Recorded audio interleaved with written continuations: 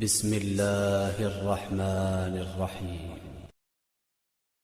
اصل میں ہوتا کیا ہے کہ آج بھی لوگ پوچھتے ہیں کہ اتنے صحابہ موجود تھے پھر بھی اہل البیت کو ذبح کر دیا گیا، 72 کے 72 پر اتنا بڑا ظلم ڈھایا گیا، ان کی گردنیں کاٹی گئیں، نیزوں پر لگا کے گردنیں اٹھائی گئیں، ان سب کی موجودگی میں کیسا ہو گیا یہ؟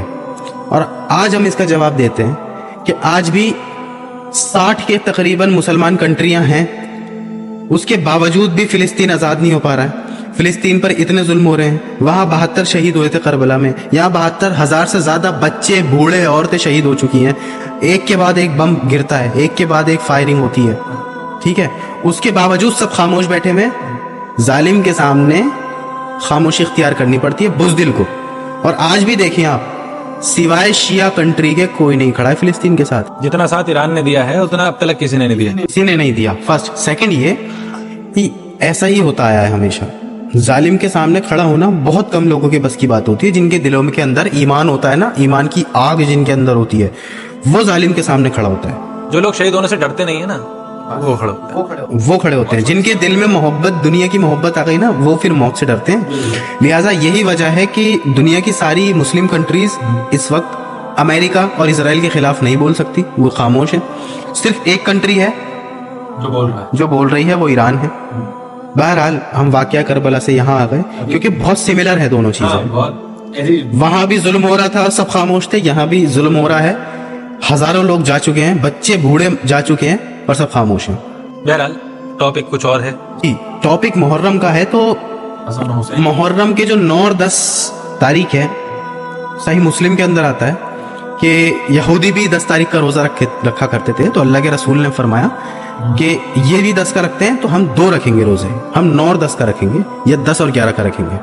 اب دیکھیں اللہ کے رسول نے تو یہ 2 روزے کہے تھے اور فرمایا تھا کہ تمہارے گزشتہ سال کے گناہ معاف ہو جائیں گے، لیکن ہمیں کیا پتا تھا کہ صرف 40 سال کے بعد ان 2 روزوں میں اتنا غم چھپ جائے گا، اتنا غم چھپ جائے گا کہ وہ روزہ تھوڑا سا ایسا ہو جائے گا کہ اہل البیت نے پانی نہیں پیا تھا تو ہم بھی پانی نہیں پئیں گے، شدت اختیار کر لی، شدت اختیار کر لیے۔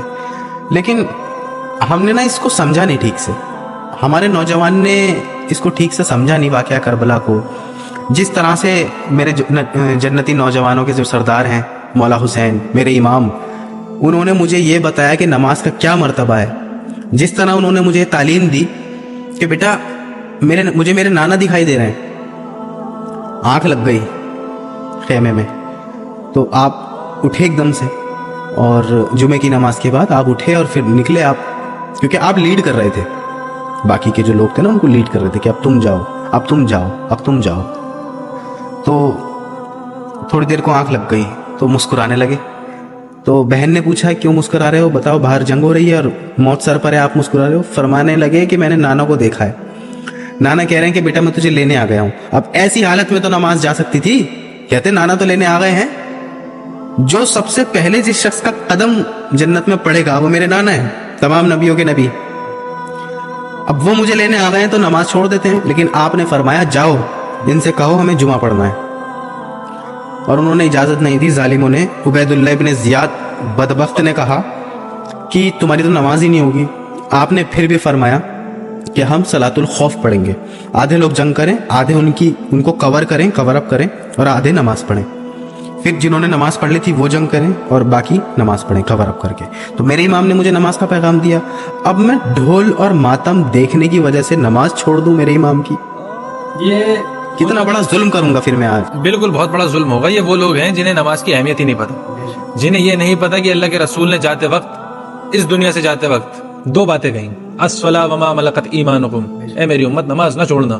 اور یہی پیغام حسین ابن علی علیہ السلام نے دیا کہ موت تو سر پہ کھڑی ہو سکتی ہے، اور نماز کا اگر وقت ہو گیا ہے اور میں اس حالت میں ہوں کہ میں نماز پڑھ سکتا ہوں تو میں نماز نہیں چھوڑوں گا۔ اور یہ بات بھی انہیں پتا ہوگی، انہیں بھی یہ بات پتا ہوگی اگر میں نماز چھوڑ دوں گا نا تو میری جنت میں کوئی فرق نہیں آنے والا۔ لیکن حسین علیہ السلام نے وہ کر کے دکھایا جو ان کے نانا نے ان سے کہا تھا، اس دنیا سے جاتے وقت جو انہوں نے کہا تھا وہ انہوں نے کر کے دکھایا۔ اب یہ دیکھیں، حسن و حسین کوئی چھوٹی شخصیتیں نہیں، بہت بڑی شخصیتیں ہیں۔ یہ ایک پہلے میں یہ بات کلیئر کر دوں کہ جو لوگ اماں عائشہ پہ تہمت لگاتے ہیں کہ یہ جھوٹی حدیثیں بیان کرتی تھی نعوذ باللہ، وہی وہی حسن و حسین کے فضائل بھی بیان کر رہی ہیں, وہی علی ابن ابی طالب کی فضائل بیان کر رہی ہیں. تو یہ تو ہو نہیں سکتا ایک میان میں دو تلوار ہو جائیں, ایک میان میں ایک ہی تلوار ہوگی.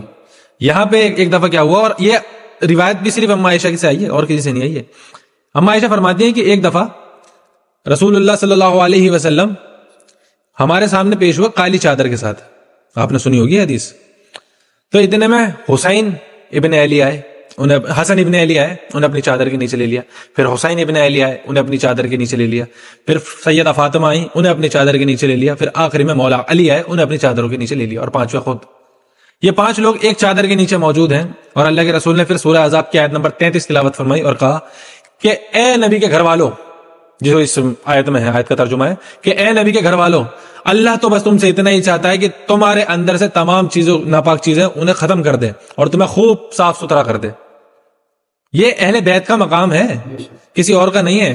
اللہ کے رسول نے غدیر خم پہ 2 چیزیں ہمارے لیے بھی چھوڑی, حجۃ الوداع پہ قرآن اور میری سنت, اور غدیر خم پہ کہا کہ میں تم میں 2 بھاری چیزیں چھوڑ کے جا رہا ہوں.